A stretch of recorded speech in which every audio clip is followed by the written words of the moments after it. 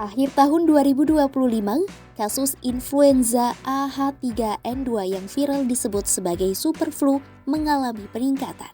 Peningkatan kasus superflu penyebab infeksi saluran pernapasan akut ini perlu diwaspadai.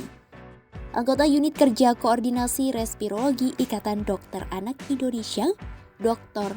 Nastiti Kaswandani mengungkap, istilah superflu muncul sebab penularannya sangat cepat, terutama di wilayah dengan suhu dingin. Penyakit satu ini bisa menimbulkan gejala ringan hingga berat akibat penularan melalui droplet batuk atau bersin dan kontak langsung dengan cairan pernapasan orang yang terinfeksi.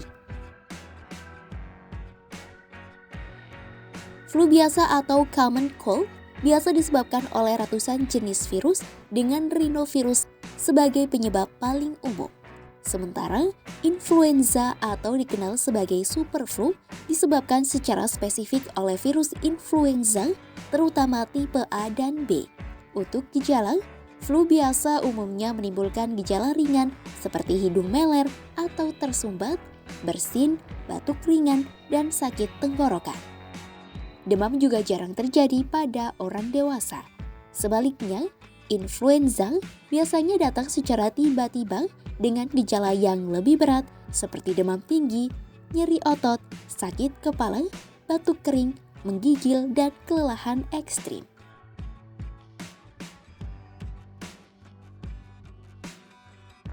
Virus influenza AH3N2 ini juga termutasi menjadi superflu subclade K dan dicurigai menjadi penyebab peningkatan kasus influenza di sejumlah negara sejak akhir 2025.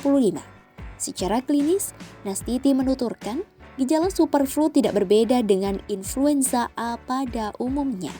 Gejala itu seperti demam tinggi, menggigil, sakit kepala, nyeri tenggorokan, pilek dan pegal di seluruh tubuh. Karena itu, dokter tidak bisa memastikan hanya dari pemeriksaan fisik. Untuk memastikan varian superflu subclade K, dibutuhkan pemeriksaan genome sequencing di laboratorium khusus seperti metode yang digunakan saat pandemi COVID-19.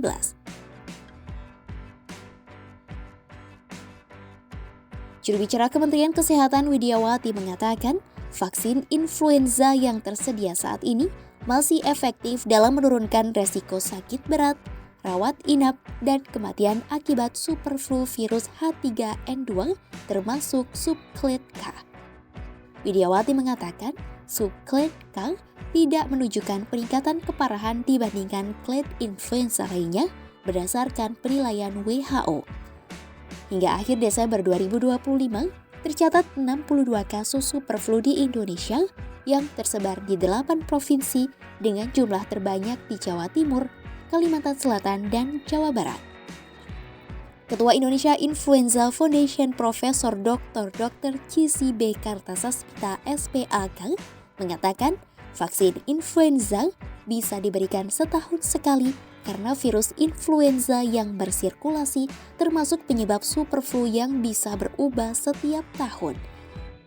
IDAI merekomendasikan vaksin influenza diberikan pada anak usia 6 bulan ke atas dengan 2 kali suntikan pada tahun pertama bagi anak di bawah 9 tahun, lalu dilanjutkan 1 kali setiap tahun. Ketua Satgas Imunisasi Dewasa PAPDI Profesor Dr. Samsurizal Zauji SPPB KAI menyatakan vaksin influenza aman dan efektif diberikan pada kelompok beresiko tinggi selama kondisi pasien stabil. Menurutnya, vaksinasi menjadi langkah penting untuk menekan dampak superflu di Indonesia, terutama jika kasus kembali meningkat di masa mendatang. Pencegahan tetap menjadi langkah utama untuk menurunkan resiko tertular, baik flu biasa maupun influenza. Berikut langkah yang bisa dilakukan untuk mencegah influenza dan flu biasa.